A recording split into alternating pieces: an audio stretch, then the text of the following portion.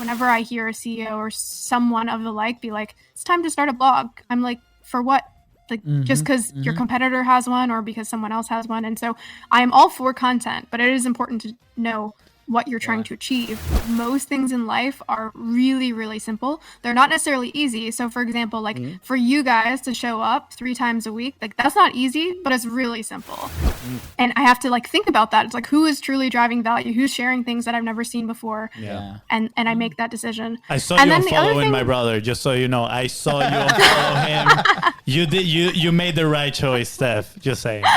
Steph, it's okay. After today, I'll earn it back. Hey, I'm Luis. And I'm Luis. And you're listening to the Content is Profit podcast, where we talk about entrepreneurship, mindset, and of course, how to turn your content into profit. That's right, but most importantly, where we are here to have fun with you, baby. Let's go. That was not smooth enough, but it doesn't matter because you can go to contentsprofit.com and join the family. That is right. That's Good right. job. I saved it? Yeah, you saved it. You like I'm still not used with to, a little bit of style. to swooping in there, but I don't care because I care more about the topic that we're going to be talking about today. Tell me what it is. Ooh, today we're going to be talking all about leveraging frameworks to do content right. Whew, whew. I gotta say, I definitely leverage today's guest headline in their website to build our own headline. So you want to know when I read this title, I peed a little of excitement. What? I got so excited. You know what? What word was it? What? Frameworks. I know. I knew.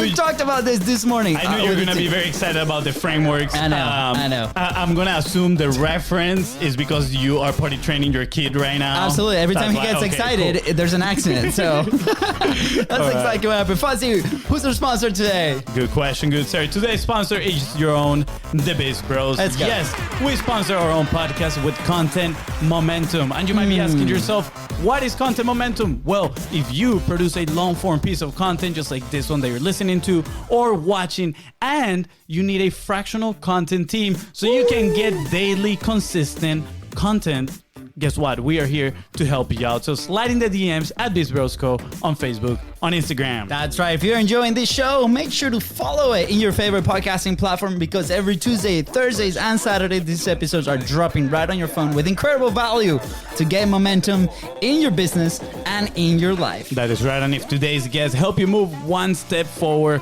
and closer towards your goal, please don't forget to share this episode and leave a 5-star review.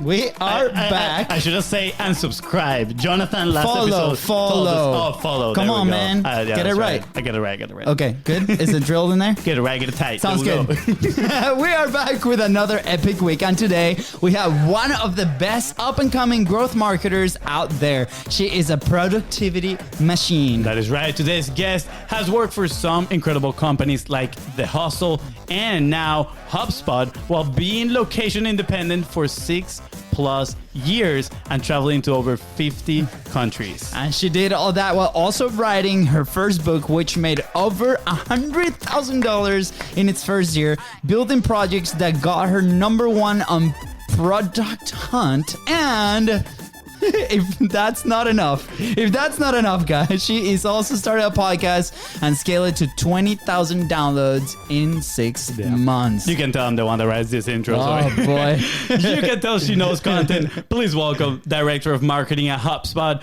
co-host of the Shit You Don't Learn in School podcast, the one and only Steph Smith. You guys are the best. Best intro I've ever had. Yeah, thank you. Mission accomplished.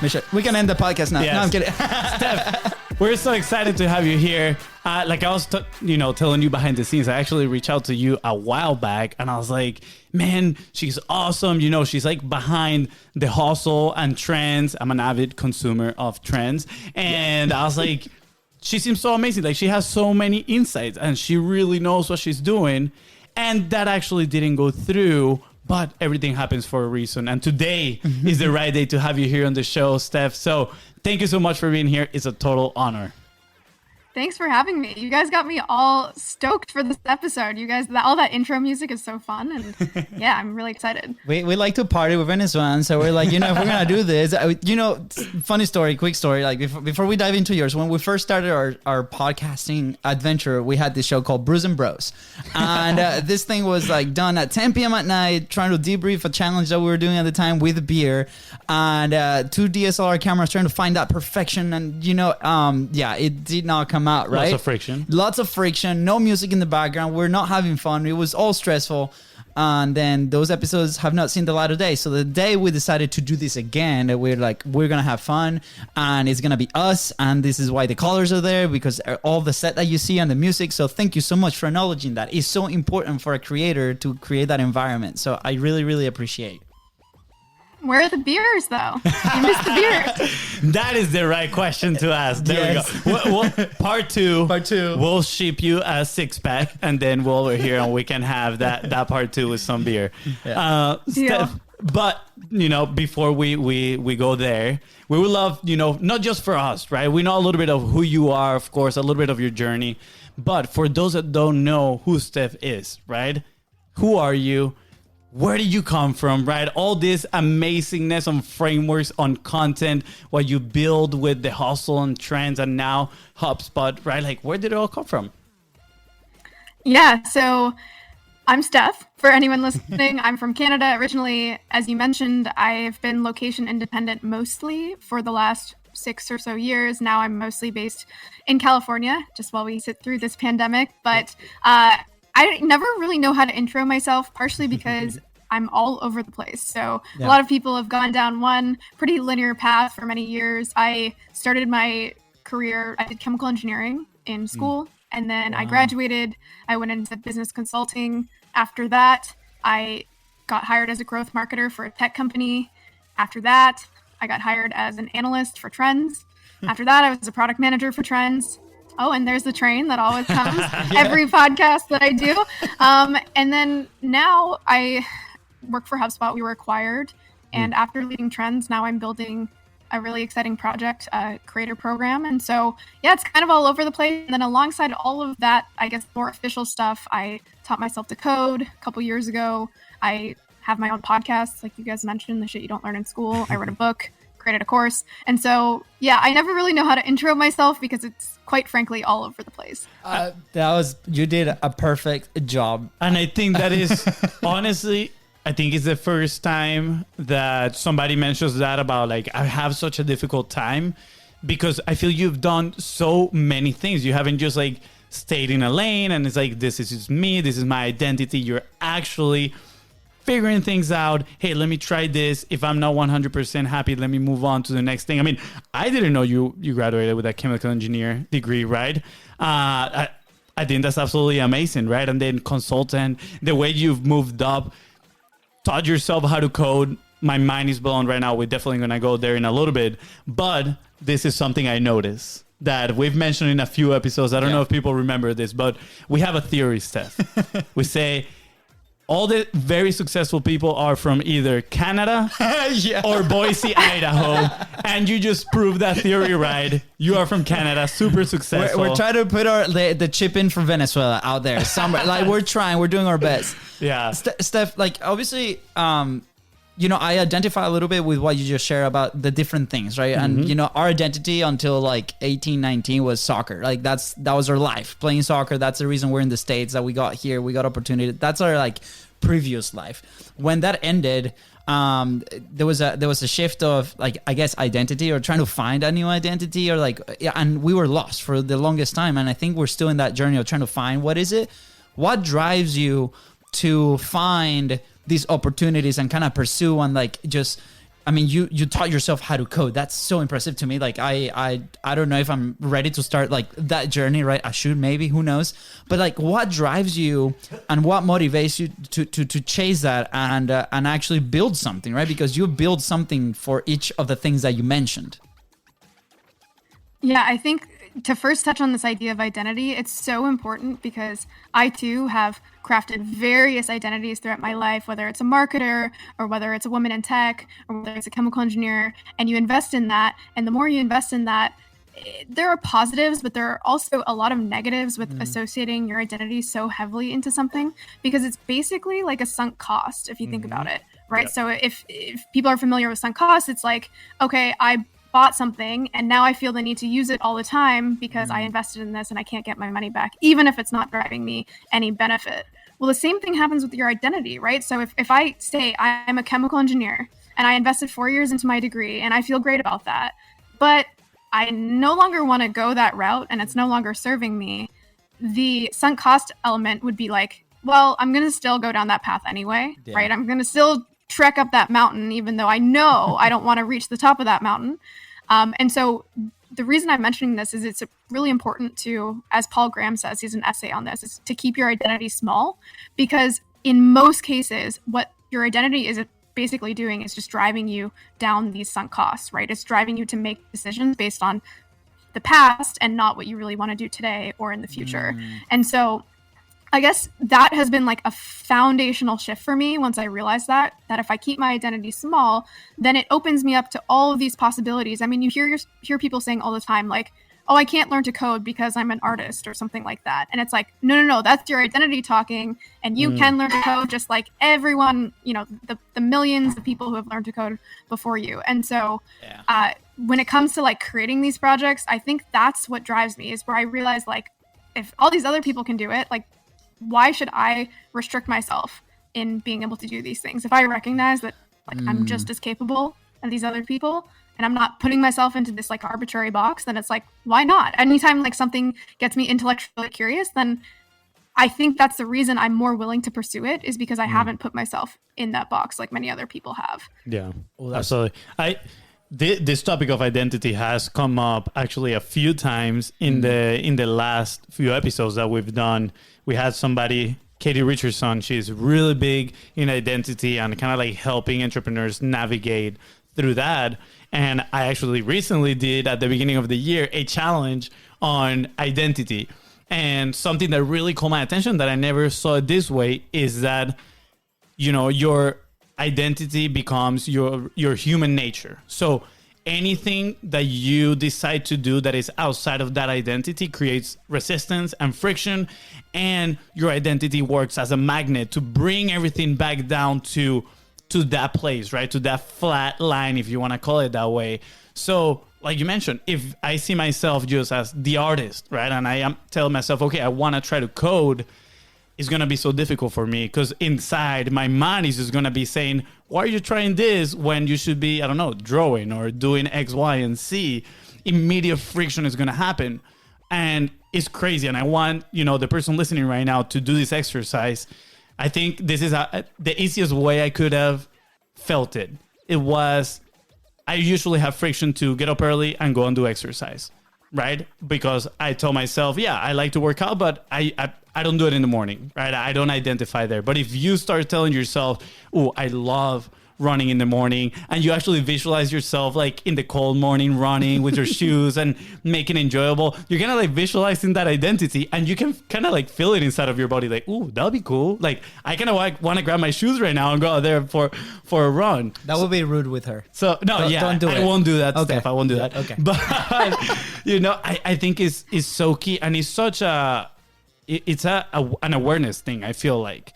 And I'm curious, when were you became aware of these things, right? When you became aware of, okay, I need to perceive myself differently and let go of that sunk cost, which I'm sure it wasn't easy. Yeah, I think it was through a couple realizations, which weren't all intentional. But to give you one example, like, I remember being in consulting and spending a year there and looking ahead at my trajectory, which was to become like a partner in 5 years or something like that at that firm. And I was like, okay, I know what it would take to get there. I'm not so much against this, but like, what else is out there? And why is no one else considering it? Why are all these like people sitting around me like so willing to put in 5 years into something that I don't even know if they want? And I kind of certainly realize I don't want. And basically what I did is I just like took the leap. I left and joined like a fully remote company, a tech company that had a way less certain path. And I've made a couple jumps like that in my life. And every time it's become easier, because I've realized that when you make those jumps, you're like you kind of realize that you have the power to create whatever like future you want. Yeah. And that is so empowering once you realize that, again, like if you read your identity and you're like, I can literally become whatever I want. Like I don't have to be a chemical engineer or a soccer player. I can do those things for a period of time and then be equally amazing at something else. Yeah. Once you start like kind of like getting in those reps, similar to what you were saying about like becoming like someone who works out in the morning. There's so many like identities I've told myself, like I'm not a morning person or I'm not that girl who's super fit. And every so often I kind of just like, I'm like, wait, like, why aren't I? Or like, why can't I be? There's like, it's like super tropey, but a lot of people look at life and they're like, like, why would I do that? Or I couldn't do that or something along those lines. And it's, I think the like very simple way that you can look at life that completely transforms your ability to like make some of these decisions is just like, why not me? A lot of people look at life like, why me? Like, why would I be the one to win this award? Or why would I be the one to write like a best-selling book? Or why would I be the one to, quit my job and travel the world? Like, why me? But, you can flip that to very simple phrasing, which would just be like, why not me? And if you start looking at the world that way, again, it's, it's so corny, but if you really look at the world that way, it completely changes your perspective and allows you to just be like, yeah, like, why not me? Like, why can't I be that person to like be the leader and make a decision that no one else is making? Yeah. I love it. This is so cool. Because we've gone through that, right? Like it was so hard at the beginning and we're like, well, why not we do a live show 3 times a week, right? Like, and it was like, people are like, how are you going to keep up with that, right? Well, 244 episodes later, here we are. And that created a ton of opportunity. So I remember an interview that you did. I was listening earlier, and when you were, I think it was in Bali maybe, and you were looking online and all these things like how to be a remote worker or how to be like freedom of space or whatever, and there were all these paid things, and you were like, well, you guys were kind of making fun of that, and you're like, the only thing that you needed to make that decision and just buy the plane ticket, right? Like that's it. Yeah, exactly. And with that, I was listening, I was laughing because that's true. Like the second we decided to do this, right, or the second that we decided to chase our business opportunities or whatever we're doing, right, it was the decision that marked the start. Now, after you make that decision, I'm very curious. Do you have, because you've done many things very successfully, and I'm sure there's many more to come.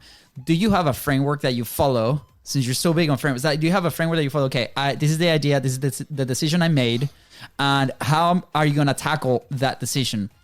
Or is it just like as it comes? It's very organic. Like how do you then do the first 3 steps?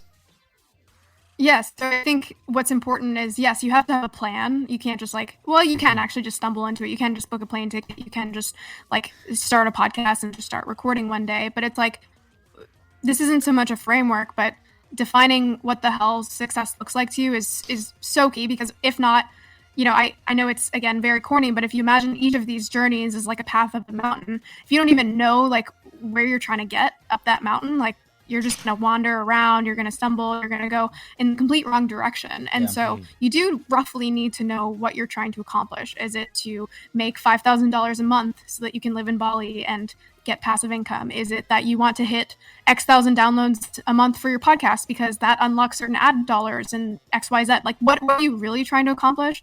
And then set like an ambitious deadline. That's what a lot of people miss as well, is they're like, let me just like venture down this path, and eventually if I just keep going at it, it'll work. Like when I decided to go remote, I didn't just go and buy a plane ticket. I was working in my consulting job, and I basically said like, what are the elements that I need? What would success look like to me? And for me at the time, it was I would be fully remote, right? So fully location independent, but it also meant I would get paid X dollars.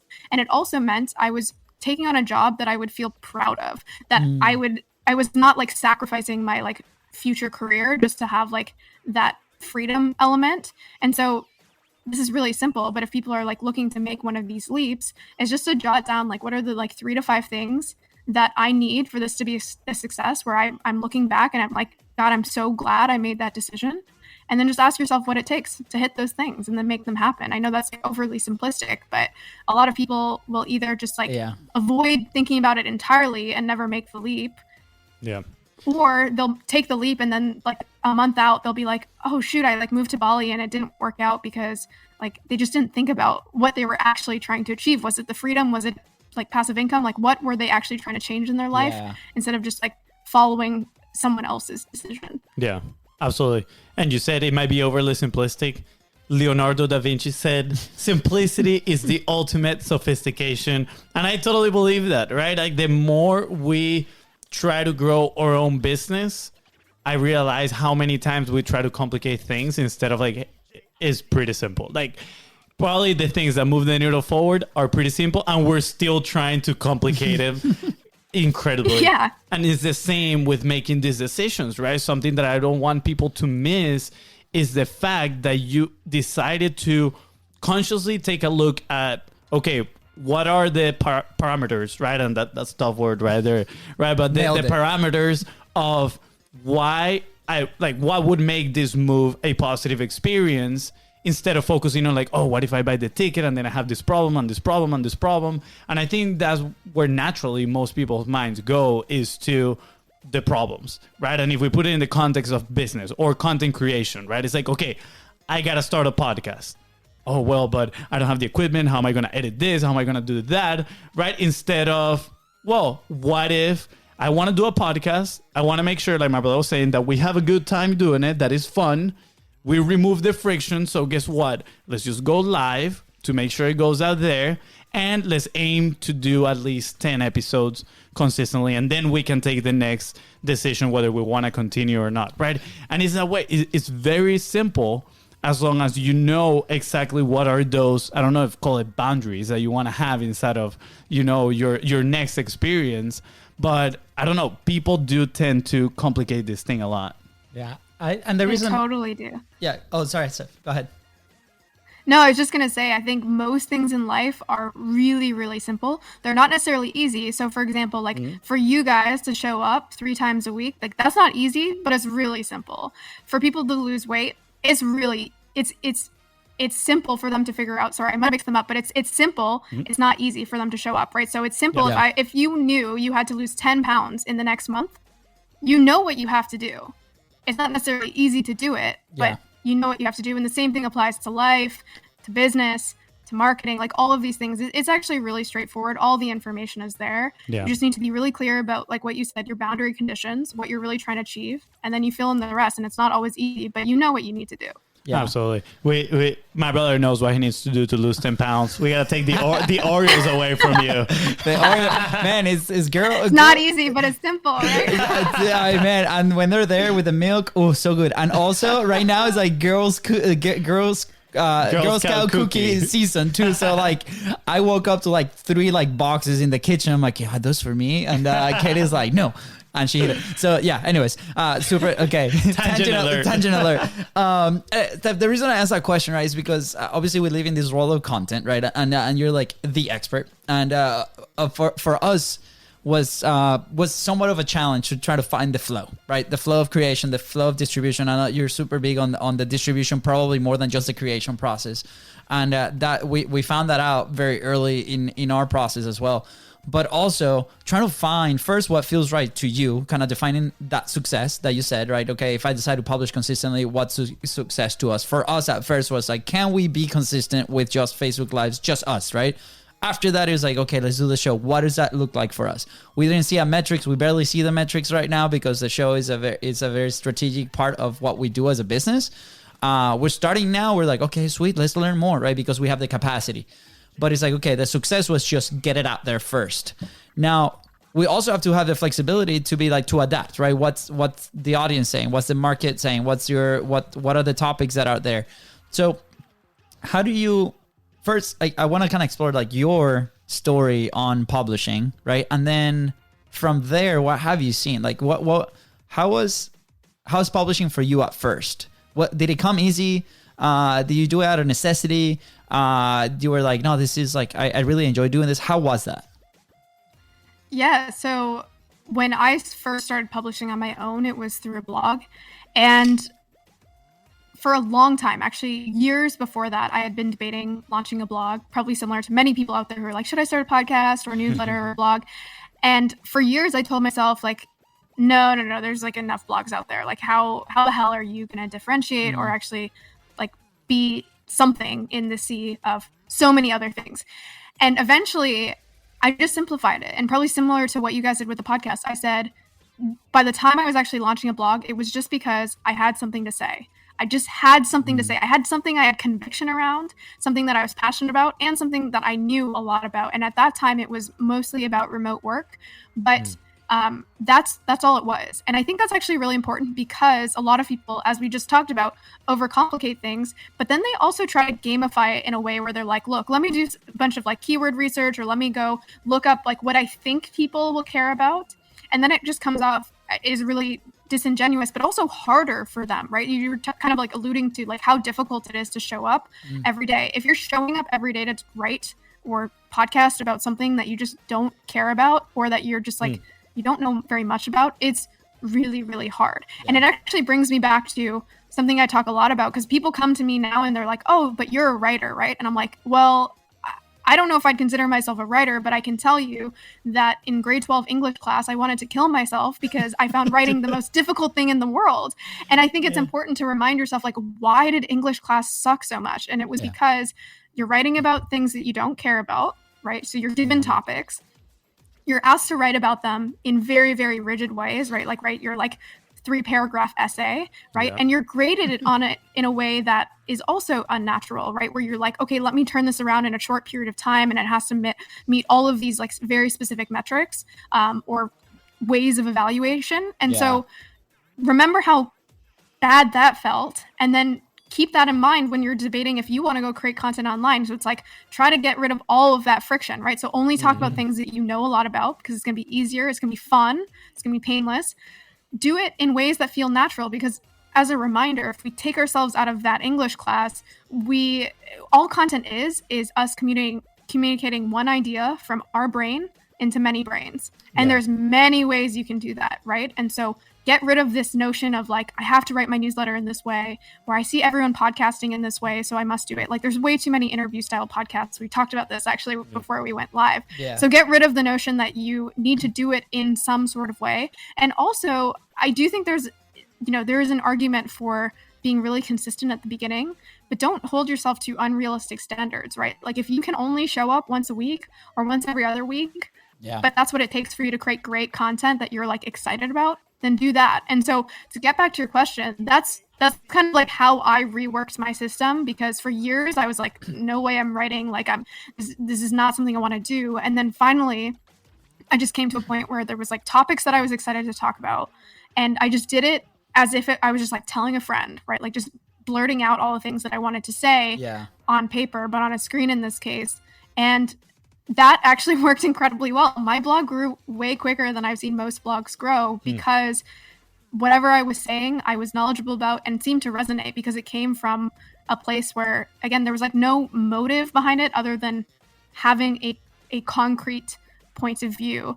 And that kind of just to like wrap this up, I think that's what a lot of people get wrong with content, is they think they need to be like the most deeply researched or like the expert of the experts in order to talk about something.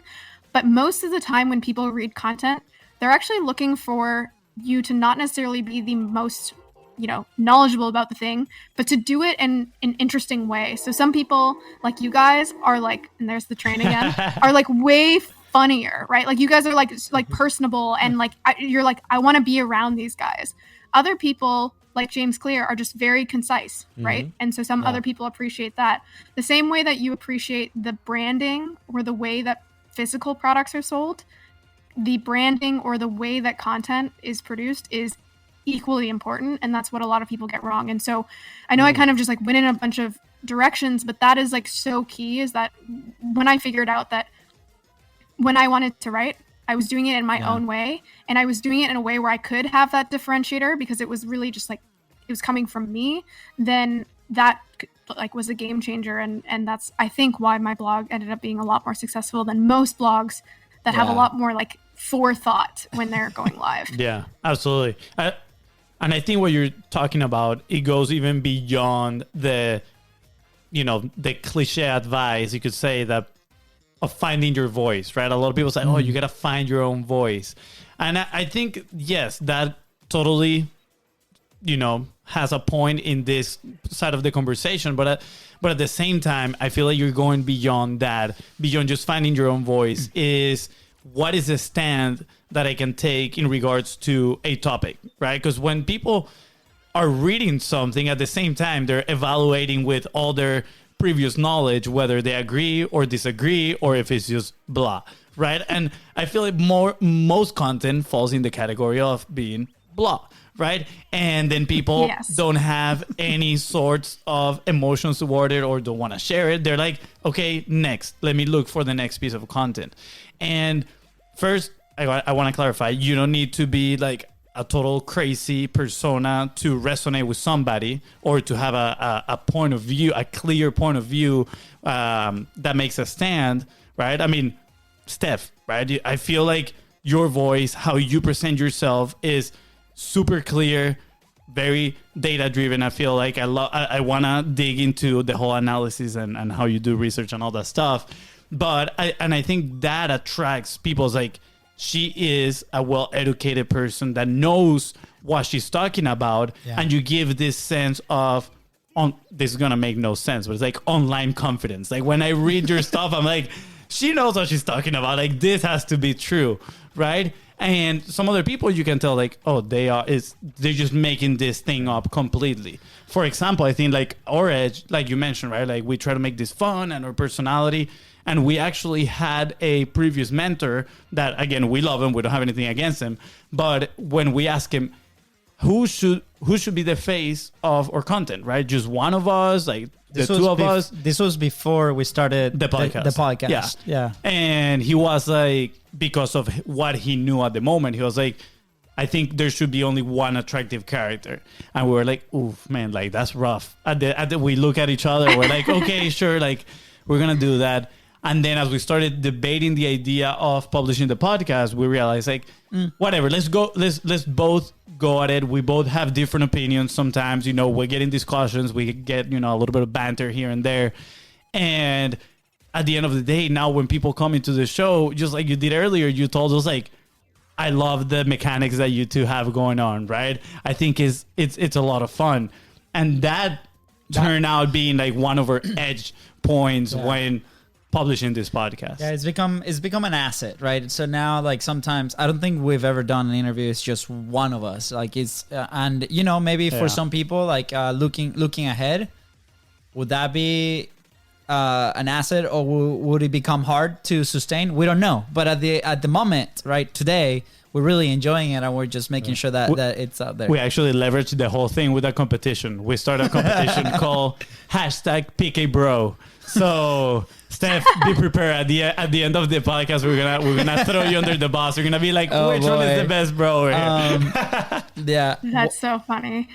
Steph, I was gonna say just quickly, like I think that's one thing to keep in mind is like I know we love getting feedback or advice from a lot of people, but like I bet that mentor of yours like had never grown a podcast, or maybe he had, but like it's important to remember that if you're getting advice from anyone, like have they actually built the thing that you're looking to build? And even with podcasts, like something to keep in mind is a lot of the podcasts at the top of the charts are at the top of the charts not because they're the best, but it's because they had external audiences to grow a podcast, because podcast growth is so difficult to do. Just like go down the line of all of the top podcasts out there. They're all either part of a large network or they as an individual had a large network. And so I think we're seeing that change over time as like more people launch podcasts and like there's better growth mechanisms. But just keep that in mind that like I think a lot of people, especially if they haven't done it themselves, would look at the top charts and be like, oh, you have to do like an interview style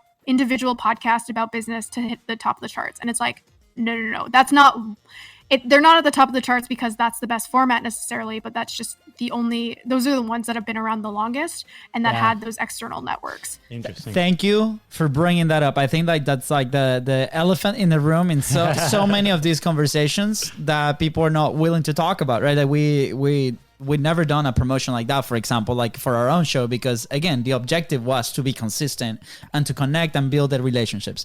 We've seen some of these campaigns, right? And it's like, it's crazy to see like, okay, in the next period, right? And there's nothing wrong with that. I mean, totally like awesome boss move, like marketing move. I've been frontline on the Daily Hustle show launch. Like, for example, I feel like what you guys are doing there is incredible, and every marketer, every person trying to like do something like that should go and see what you guys are doing, because it's awesome. It's leverage. It's like, okay, how can we, at the end of the day, your message, you want, if you really believe of what you're talking about, in what you're sharing with the world, more people should listen, right? So, okay, if that's really the objective, how can now we leverage whatever network, connections, people, friends, family, to make sure that as many people as we want listen to it? So totally okay with it. It's just sometimes from the outside, like you said, people observe that, and that could be a big element for them not to publish. And we don't want that to happen. We want you to publish, to put your message out there. Yeah. So now that we're like diving a little bit into podcasts, you have your own podcast, right? What was? I'm sorry. I'm like, I feel like no, you're good. It's kind of a long name. Shit you don't learn in school. Shit you don't learn in school. I knew it had the word shit and the word school in it. You struggle saying that word. You're so polite. Shit school. We'll just call it shit school. Shit school. Shit school. Right. And first of all, I absolutely love the name, but you have some good growth, right? 20K downloads in 6 months. So let's talk about that growth for you and your show. Did you leverage the network that you built through, launching your book, or that book came after that, or the network that you built, writing the blog? How was that process for you in launching your podcast? Yeah, so as I mentioned, podcast growth is notoriously hard, and that's for several reasons. You guys have probably run into all of these reasons, but like one, the analytics are terrible. Right? Horrible. Like if you look at just a comparison of the analytics in a podcast platform versus something like YouTube, it's just like ridiculous, the difference. And then in addition to that, the like traditional ways that you discover content, just like compare written content versus audio content. Written content, where do you find things? Well, you can search for them. Someone can email you something. You can be on something like Reddit or Hacker News. There's like so many different like forms of discovery that you get with written content. Yeah. Think of the way people discover pods. It's like you hear about it on another pod, or your friend tells you about it. Yeah. Of course, someone could say, yeah, like you could search for it on Apple Podcasts. No one does that, right? And so the main ways that people discover podcasts are really, really limited too. And so for those reasons, and I'm probably missing some others, it's so hard to grow a podcast, which is again why all of the podcasts that are at the top of the charts have these like networks that they're basically able to get their growth from. Absolutely. So understanding this, I was like, shit, well, how are we going to grow this pod? It's going to be hard, especially because another growth mechanism that a lot of people deploy is guests, right? So bring a guest on, they promote it. Our podcast doesn't have guests. It's me and my co-host talking back and forth about an idea. And so it's been hard, but I guess a couple things to call out. One of them is that a lot of the time when people share their podcast, they're sharing the entire episode. Think of the like friction it takes for someone to like see something and be like, I'm going to buy into this whole episode. Yeah. And so that's why you've seen the like rise of all these audiograms. We use Descript, but lots of other tools like Headliner or Air, AIRR. I love that one. All of those tools. Yeah, I'm not affiliated with any of them, but those tools allow you to take snippets of them, post them on places like Twitter, which enhance your ability to almost like bite size, like to show people a part of something and make them interested. Yeah. One little quick tip on that is if you do post those on Twitter, I've been like speeding mine up by somewhere between 30 to 50% because people get bored on Twitter so quickly. And so if you have it at that 1x slow speed, people are bored, they're scrolling by. And so that's worked really, really well. Wow. Awesome. Another quick tip on Twitter which is where my audience is. So I would say like people should apply this to, of course, wherever they have an audience. But on Twitter specifically, Twitter hates external links. And so what I've been doing is tweeting about something related to the podcast topic we're talking about. Not including the podcast link. It's not a promotional thing. But then once it blows up, if it blows up, then, you've seen lots of people do this, I'm sure, then adding like, if you like this tweet, then, you'll love this episode. So an example of this is I tweeted this thing about the 40-hour work week that totally blew up. I think it, got over 10,000 likes on Twitter. And then I added that, the like appendage, that brought in like thousands of downloads to that episode because it was like directly related, but didn't feel overly promotional. And also Twitter didn't discount the original post because it had a link in it. Yeah. So those are a couple things to do. Another really unrelated one that I'll stop after this one is just anytime you see someone tweet. Keep spilling the secret. It's okay. Again, we don't have to go anywhere. We can just be here. One of the other underrated ones, which is not going to move the needle for you, but it will help you get traction early on, is just all the time if you're seeing people tweet about your podcast or even mention it or comment on it, DM them or email them or whatever platform you're on and just be like, hey, like saw that you talked about this thing. Any chance you could subscribe, leave a review, send it to a friend. Anytime I've done that one-on-one, people are like, oh yeah, of course. And that's, led us to like our first 50 reviews or whatever. Nice. And so those are a couple of things that have helped us. And then I would just, say that ultimately the best way to grow a podcast, unfortunately, still is being on other podcasts. So I was on My First Million. That really helped us. I think I'm joining Indie Hackers sometime next week. And so that's hopefully going to help. But like, it's unfortunate that there's not more dependable ways to grow a podcast other than using your existing networks. By the way, you just did like the quick guide to podcasting growth. Awesome. We'll co-build that and Quick question. I know the last chapter of your book is about growing podcasts. Are these tips in there? Can people go find them in your book? Yeah. So I actually had like a mini chapter, like a bunch of like 4 different videos and slides that I created a year ago. But that was actually before I had built my own. So I'd worked on other podcasts and like helped My First Million and stuff. And so there's actually like an upgrade coming to that, which is based on actually doing it myself and going from 0 to 20K. So yeah, that's probably going to go out in the next couple weeks. And so yeah, if people are interested and they're like, I want to get everything you just talked about, but way more about podcast growth, they can find it at doingcontentright.com. Yes, awesome. We're going to leave the links right below. All you got to do is scroll down and click in there. Yeah. Now, Fonzie, I know that you're dying to ask something. I'm like itching to ask a question. Right? Yeah, hold on. I had one that came up as soon as you said podcasting is so hard to grow, right?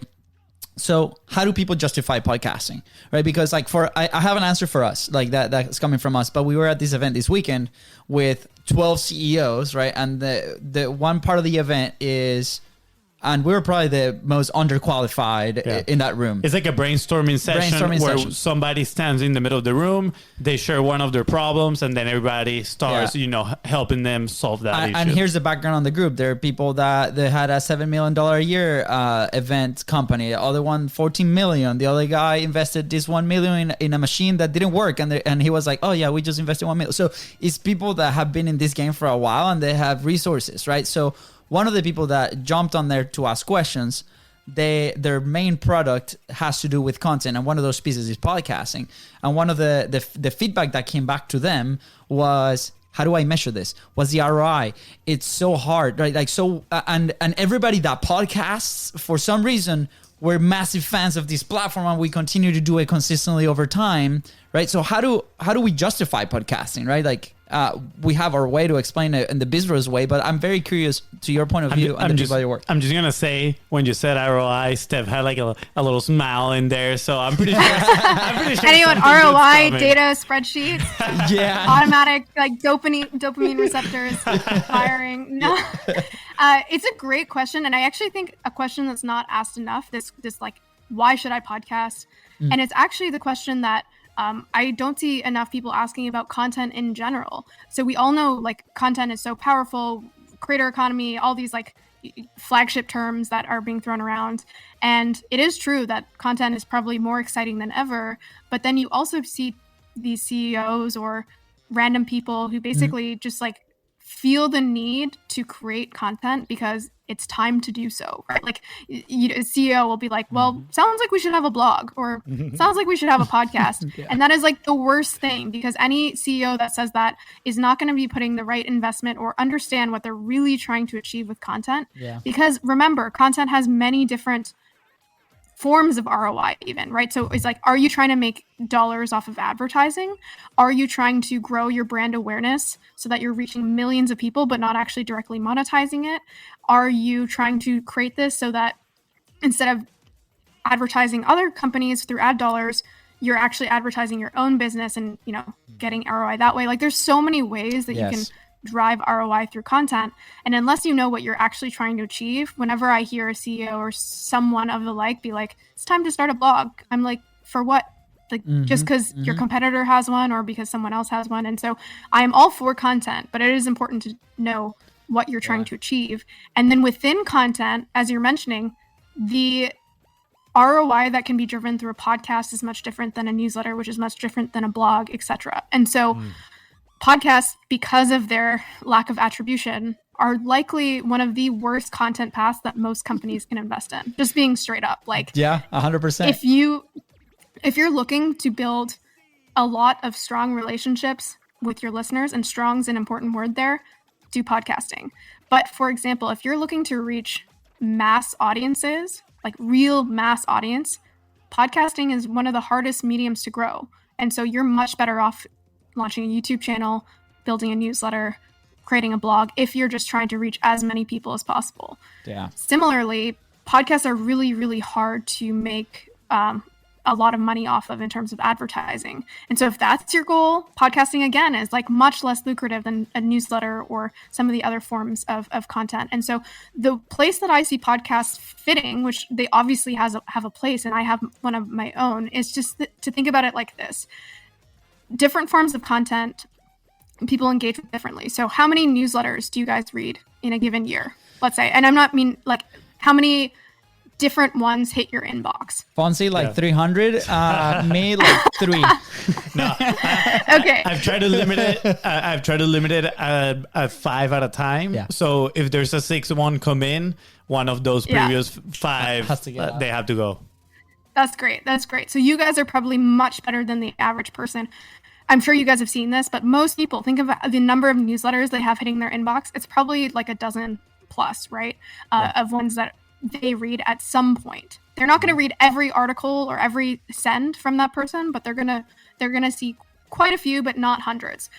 Blogs, on the other hand, are even more on the like less strong relationship, but larger network, where in a given year, you don't even realize it, but you're reading articles from hundreds of blogs throughout the year, whether it's, you know, a large media company like The Verge or some niche blogger. You're reading tons and tons of articles from these people, but you don't know, like, you're not checking who this reporter is, or you don't feel like you have a direct relationship with this like blogger who wrote this article that your friend sent to you, right? Podcasts are on the other end of that spectrum. So you imagine blogs are the least relationship driven, but you can reach the most people. Newsletters fit somewhere in the middle, where you do recognize the people, but you're allocating a fraction of your attention to quite a few different people. Yeah. Podcasts, on average, people listen to 6 podcasts total, right? Yeah. And so the podcast that you listen to, you are much more dedicated to. In fact, I'm sure you guys have heard this, when you have podcast listeners, like, they feel like they know you. And it makes sense, because when you read a blog article, you're spending 3 minutes. When you're reading a newsletter, you're spending maybe 5 to 10 minutes. And when you're listening to a podcast, you're spending an hour with that person most of the time, right? And that's every week, right? So it makes sense that it's a totally different dynamic. And so where podcasts play a role is really cementing relationships with your audience, right? It's a much different mechanism. And so that definitely has value, right? And I've had people ask me, you know, of all the things, you could create a TikTok, you could create a YouTube channel, you could create a podcast. Why did you choose a podcast? And it was because for me right now, in my like personal brand, I'm trying to build up my brand in a way that I have really, really strong relationships with the people who are following me, who would buy my products in the future, who would want to, like, you know, meet me at a conference, who I could become friends with. That's what I'm looking for. But a lot of brands aren't looking for that. And so that comes back to your question of, like, is it the right move? And my answer is, in most cases, it's actually not the right move for especially a lot of businesses. Yeah. Oh, I love it. I'm going to add a little bit of our point of view, and I'm going to, you know, Salt Bay with podcasting over here. And you mentioned that trust and kind of like that depth in the relationship with the audience. What we experience on our end, right? Because let's be honest, we don't have a massive audience, right? We do have some people that tune in and they reach out to us and they're like, "Oh, this conversation was awesome," and it feels amazing, right? Don't get me wrong, but for us, the main leverage point, let's go that way, for us has been, again, based in trust and relationship, but with the guest that we're bringing on into the podcast, right?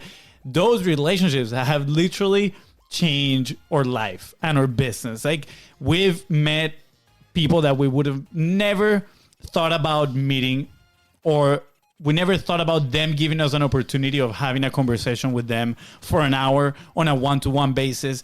And then that creates an opportunity to follow up and even build that relationship in a deeper way. I mean, 90% of our business has come through the guests that come to the podcast, right? So we put that focus so much on, okay, let's build our own community based on the guests that we're bringing on, and that can either lead to clients, partnerships, opportunities, right? You never know, and it's absolutely amazing. So I love what you're saying, and I love the honesty and the transparency on being like, hey, look, it might not be the best. It actually, probably recommended not being the strategy for most businesses. But let's say what we found is, if you're a business that have a extremely high ticket program, right? Something that you're probably in the ABM side, account-based marketing side of things, where you're targeting specific accounts, right? A specific type of businesses to work with. Podcasting is a great medium to build those relationships as well. Because as soon as you bring them on and you spend an hour talking to them, you're going to build that rapport, that trust, and then just following up on those conversations is going to be so much easier, because now you get direct contact with the person that you're trying to talk. Yeah. Steph, so just a little background too, like where maybe in the world that you move, I'm totally assuming, and correct me if I'm wrong, right? Like there's a lot of investment, there's some capital available to explore different possibilities, right? Maybe not with you, but like maybe, I listened to My First Million, right? And the way that's one of our 6 podcasts in the. That's one of the 6 podcasts. Absolutely. Like that has to be in everybody's rotation. But when we started, we did not have access to capital, right? We have to like go out and sell like the service, for example, right? So for us was really challenging to first decide what platform to go on. And then how can we stay consistent, right? So for us, that's why podcasting means so much, because it was the fastest path to that person that we could develop a relationship with and see what the opportunities come. But also is a great platform to leverage the micro assets. For example, the tweets that you're talking about, the micro content that we create for us and for the people that we work with, right? Those things have helped a ton, because it creates a safety net of content that when people listen, hey, I met the Boulders, or I saw the Boulders somewhere, they're going to go to those accounts and they're going to see like, oh, they've been publishing for a long time. Maybe they don't consume every single piece of content like we mentioned earlier, but they're going to be like, oh, I see that they're being consistent. They're showing up for this amount of time, and that helps also build that rapport. So that's where we're coming from as well, and that helps a ton. So what would your advice be for, and maybe you were in this position, right? For people that are starting to transition into, they have the day job, they want to transition into building their own thing. They want to create that consistency in their content. What will be like maybe 1 or 2 action points that they can take there? Yeah. So I think what's really important here, and you guys isolated this for yourself really clearly, is for people to understand what they're trying to achieve.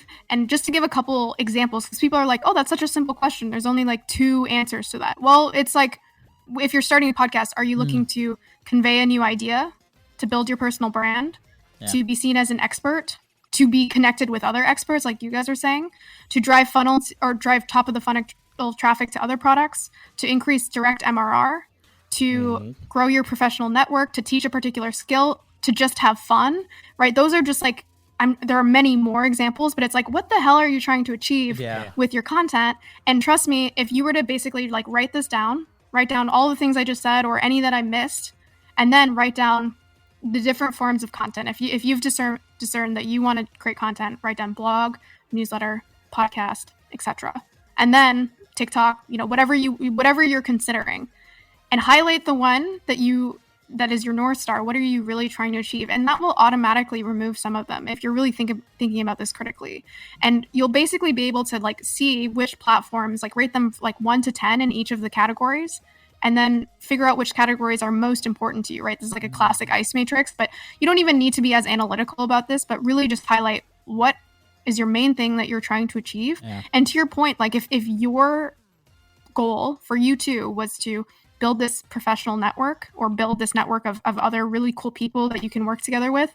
That's like impossible to do with a blog, right? Like you're never going to do that with a blog, or it would take years to do with a blog. And so you're not going to do a blog. Can you really do that with a TikTok channel? Not really. So you're starting to eliminate the ones that don't facilitate your true goal. And I think even though this is a similar or simple exercise, people don't go with this exercise at all most of the time. They're just like, well, I saw my friend start a newsletter, so it's time to start a newsletter. Or I saw the Biz Bros and they have a podcast, so I should probably start a podcast. And so that is what that's like the step I would encourage people to take if they're considering doing any content. And then, double down on the channel that you choose, because the other thing to keep in mind is we've all done this, but if you split your attention across 5 channels, you're not going to make any progress across any of them. And so I think it was really smart for you guys to realize podcasting is the channel we want to focus on. And then you've gone all in, you do 3 episodes a week. That's amazing. And so that's what I would encourage. I'd encourage people to follow that similar playbook. Thank you. This takes me back to part of the beginning of the conversation where we said it's simple, but it's not easy, right? Yeah. That's what you're saying. Put it all on paper, right? Try to define it. And it goes back to making that decision to go into Bali, right? Put it all on paper. What is it that you want? What is it that you're trying to accomplish? Well, what fits in there, right? And where is it that I'm going to go? And then just make the committed, make a committed decision or make a committed. Wow, good job. That was a tough one. Yeah. Studio clap for that. I need to stay better hydrated while we do this episode. I've been trying to convince Fonzie to go dance on TikTok, and he doesn't listen. So, I was trying to hoping, I was like putting you in private message him, like tell him TikTok. No, I'm kidding. After we dominate the podcasting world, we'll go dance on TikTok. I think you guys would do well on TikTok. Just boy. We have a conversation tomorrow that might come up. we have 2 videos that we posted on TikTok. It was actually pretty funny. They were hilarious. My wife didn't think it was hilarious. She was like, what are you guys doing with your life? Yeah. Steph, all right, we're getting close to the end, but I've had this question, honestly, since I started reading The Hustle and I knew you were involved. And then when I saw you were super involved, obviously, with trends, I was like, I've been wanting to ask Steph this question. So it has nothing to do with podcasting. It's going to be like a 180 over here. But I'm so curious on how do you do your research? Because you guys, and I know you have a team, you guys work with a lot of people, but I'm so amazed by the things that you find out. And it's like, how do you come across this information? Like, where do you even start?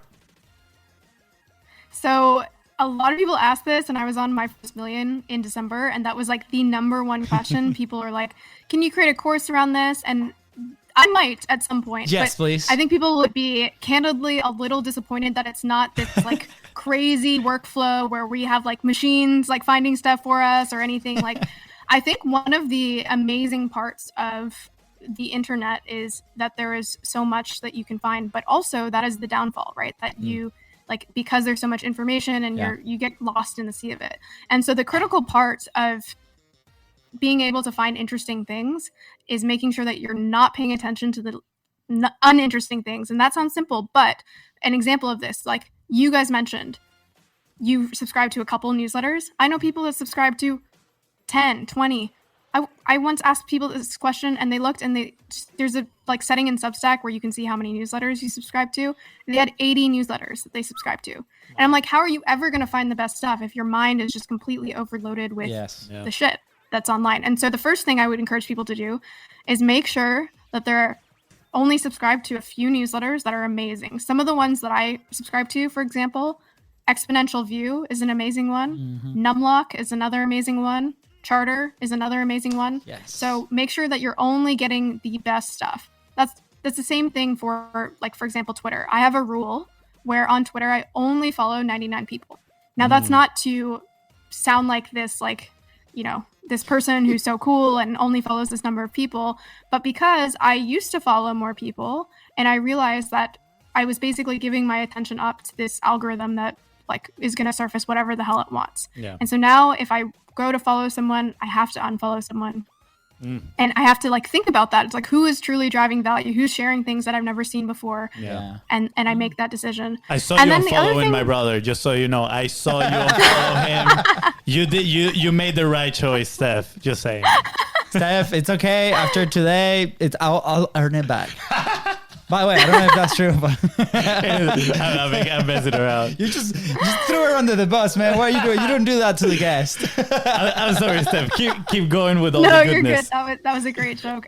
So that's one thing to keep in mind. And then another thing is, like, I mean, we go down the rabbit hole of like tools that do this, but as an example, the other amazing thing about the state of the internet today is you have sites that aggregate the stuff that people find the most interesting. Here's what I mean by this. In the past, 10 years ago, 20 years ago, you got whatever you happened to find on the internet, whatever your friend sent you. Today, you can go on a site like subreddit stats. You can look at all of the top subreddits that exist on that site. And then within the subreddits, you can look at all of the top upvoted posts on a particular subreddit in a given time period, the last day, the last week, all time. So instead of you having to sift through all of, again, the junk that exists online, you have sites that allow you to do this, to basically see what is truly the most interesting. And so, again, I probably could create a course that maybe would be slightly more interesting than what I'm saying now, but it's all about, as people say, crafting your information diet and using some of these tools like subreddit stats that basically do the work for you, right? Where you don't have to go guess what people find interesting. Yeah. You can just find out for yourself. I mean, another example of like these little hacks, like you can, if you guys know how to use like Twitter advanced search. Yeah. So a lot of people don't know that, but you can, for example, go to someone that you find interesting, their profile. You can go and search like Steph Smith IO, min likes 10,000 or something. And then you can see all of their tweets that have gotten over 10,000 likes in all of history. You can do that for 50,000. You can do it for less, right? Oh. And that can show you, what has resonated with people. And doesn't mean go copy their work. Certainly, if you end up using it, credit them. Yep. But there's also an element to, I think what we've gotten really good at Trends is understanding what people find interesting. And so just by going through that exercise, go through your like 10 favorite Twitter follows, and then do that exercise and just see like what people like in terms of what they're creating. And that'll give you a sense of what people find interesting. Yeah, absolutely. Do you have like a time that you dedicate every day for research, time blocks, or no, you're like, as you go, you start pulling notes and putting them in your Evernote and all that? So there's a little bit of both. So I have like, for a lot of my emails, I like remind myself, instead of reading them at the time, I have a block on Sunday where I just like go through all of the like newsletters that I go through. But there is just an element of, a lot of people surf the web and then don't like take bits and pieces of what they're finding and put them in an Evernote or a Notion. And then they just forget everything, right? Because their brains aren't built to retain that much information. But there's also interesting tools. Like another tool that I encourage people to use is Keywords Everywhere. Not affiliated with any of these tools, but the amazing part of that is it's native to the browser. And so when you search something, like one time I searched hard kombucha, and I was just looking for hard kombucha because it's popular here in San Diego. But Keywords Everywhere has the search volume for each of these things, but also how that's trended over time. And that just pops up natively as you're searching, which is really neat because you get this information real time, where I'm like, I wasn't even thinking that this was an interesting search. But as soon as I searched it and I saw that graph, I was like, oh, well, this is actually something that maybe is growing and maybe not as common as I thought. And then, I searched it in Google Trends, and it's true. It's mostly in California and not in many other places. That's so awesome. This is what the course is, by the way. Ready? It's a 5-minute video of like what we just said. Super simple, right? And then the resources, like step 1, step 2, step 3. That's it. That's it. I love it. By the way, thank you so much for simplifying this, right? Like, for example, I honestly had in my mind that it was like this big monster of an activity that you would do, that you like, did like half an hour of yoga before diving into the activity just to make sure, you can focus on it. But thank you so much for putting it in this way. Honestly, it's pretty empowering. It's like, I personally feel like I do decent research on stuff, and I I'm actually trying to build like my own settle casting and all that stuff. You know, we can talk about all that another day. But I geek out around those stuff. But at the same time, I'm like, man, am I doing it the right? Like, I don't feel like I'm finding stuff that is, and maybe I'm just in my mind, you know, tell myself like I'm not finding enough or that good of stuff, and I'm actually are finding good stuff. But just hearing your process is kind of like empowering. Like, okay, I'm on the right path. You have information FOMO because you find information and then you're like, how many more hours should I stay here and try to find something else? Reading about this stuff. Thank you, Steph. You just saved us many hours. Well, you know what's funny about that is just many people, Trung, who also works at The Hustle, is like incredible at surfacing all types of stuff. And people have asked him the same thing. They're like, Trung, can you please do a research course? And he hasn't said this explicitly, but he's basically said like, you guys, I just spend a ridiculous amount of time online. Like I just spend way too much of my time on my computer. And I would say the same thing about myself. Like I spend a lot of time online. So it's only natural that exactly I'm going to find some cool stuff if I spend most of my day online. And Absolutely. so I wouldn't encourage other people to do the same, but what I would encourage people to do is like craft that information diet. Okay, sorry. Last question about this. I promise I won't bother more about the research side of things. But I'm curious. Okay, you said that he spends a ridiculous amount of time online.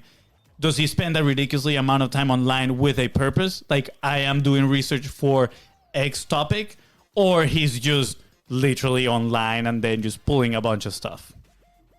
That's a great question. So I can't necessarily speak for Trung, but I do know that I think most of his time is actually with a purpose. And that's actually a great point, is that I know tons of other people who spend, 12 hours a day online that don't find interesting things. But he writes for The Hustle. He also has a podcast of his own. And so he's out there creating things. And by the nature of creating things, I think you orient yourself to go down better rabbit holes because they're like meaningful rabbit holes. You'll be writing about, like Trung, for example, recently wrote about like Warren Buffett's incredible investment in Apple. And so just having an orientation, when he starts going down those paths, he ends up finding all types of other stuff, but at least he's got like a map versus I think to your point, you can be very unproductive if you have absolutely no map of what you're actually trying to find. Yeah, absolutely. I love it. I think, going back to the beginning of the interview too, or the conversation is,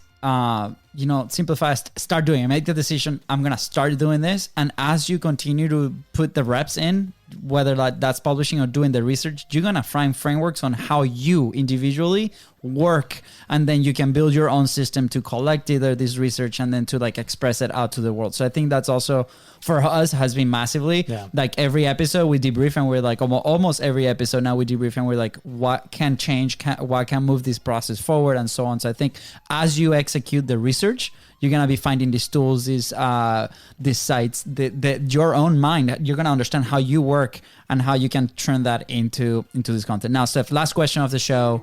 The train is calling your name again. We got I was going to say it. We got the horn. We got the train 3 times in the show. Look at that. The train wants to make an appearance. You guys are lucky. Normally it's only once. Steph, you have to send us a picture of the train. So like that will be the cover for the thumbnail of the episode. Content is Profit featuring Steph Smith and the train. I was going to say we had 2 guests today, Steph and the train. Absolutely. A 2v2 over here. All right, Steph, where will you be if you did not publish? Where would I be, as in like professionally or I could. I mean, you could take both if you want to share. Yeah, I could take. You can take it however you want. So if I wasn't focused on content, I was actually thinking about this recently because I never thought I would be what people might consider a content creator. Like that was never my goal. As I mentioned, I stumbled into it because I had something to say, and so. Emotionally, I think I would actually like struggle to stop posting because I've gotten so used to being able to express myself in this way. It's almost like an outlet for me to share the things that I find uniquely interesting and like engage with people in that way. But I think professionally, if I wasn't working in like marketing per se, I do actually want to move back to science at some point. Exactly what aspect of science, I'm not sure. I mean, there's a ton of work obviously on climate change, but I miss aspects of like the like scientific approach and experimentation, and you get a lot of that in marketing. But I also miss, I guess, one aspect of marketing that I think isn't fully true, but speaks to me is that like marketing, you're often not discovering anything new, right? Like you're using existing processes and maybe like playing around with them or maneuvering in a way that someone hasn't before. But the thing that I find fascinating about like more of the hard sciences is that you're really like you're like on the frontier of discovering new things. And so I do miss elements of that. But I also, like I said, I think there are a lot more parallels between marketing and something like biology or chemistry than people think. So yeah, if I wasn't podcasting or tweeting, I would probably be doing that. Yeah, that's so cool. interesting. Yeah, thank you for sharing. Very unique. I think we've heard one like that before. We love this question. So, Steph, where can people connect with you? Where can people, see your content, your blog, your everything? And obviously, we're going to put all the links right below. But for those listening. Yeah, so my site is stephsmith.io. So that has all of the links. The most prominent ones are Twitter. I'm on Twitter at stephsmith.io because of my site. And then my podcast is The Shit You Don't Learn in School. You can also find it at listenandlearn.co. And then my book, which we mentioned, is Doing Content Right. You can find it at doingcontentright.com. And yeah, I think that's it. All right. Yes. We're going to put all those links at the bottom. So make sure you scroll down, tap them all, open all the links, buy everything, sign up on everything, support. Yes. Steph, I think today I'm going to have to remove one of the newsletters that I follow. And I'm gonna add you to my 5 newsletters that I read on a consistent basis. Do you? I mean, I gotta ask. Do you have a newsletter that you send consistently? I was gonna say I haven't sent it for a very long time. I'm talking like over a year. So I'll let you know when it relaunches if it ever does. Yeah. But next time we're gonna have to do this again and bring some beers. And hopefully by then I'll have a new newsletter. Let's go. That sounds amazing. Content is Profit is always your home. So yes, we're gonna do that. Steph, anything else you want to add before we head out? No, just hopefully next time the train won't be so noisy. It's all good. That was so good. Next time we'll include the train, and we'll do like a whole hook with the train and everything. We'll figure the train out. needs a formal invite. Yeah. Yes, we'll do that. And at the train. Fonzie, anything else you want to add? No, thank you so much for coming, Steph. This was absolutely amazing. And I can't wait to share the surprise. That's coming. It's coming. All right. With that said, guys, thank you so much for tuning into the Content is Profit podcast. Go ahead and follow the show and our social media at BizBrosCo. I got it. That is right. And if Steph today helped you move one step closer towards your goal, please don't forget to share this episode and follow and leave a 5-star review. See ya. Bye, guys.